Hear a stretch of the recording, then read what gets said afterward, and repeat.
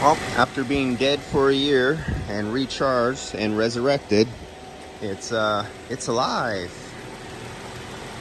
And as you can see from the suction line, we're cycling right now.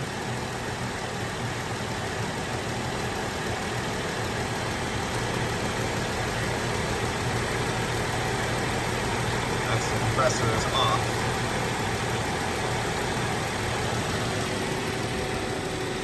Alright, so this one's alive. They got all the wiring back.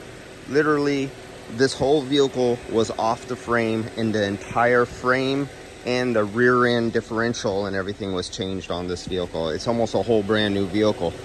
I'm surprised there was no wiring issues when they put it all back together. Alright, I'll see you guys there. This is a success story. After being a year apart and in pieces and finally put back together, it works. See ya.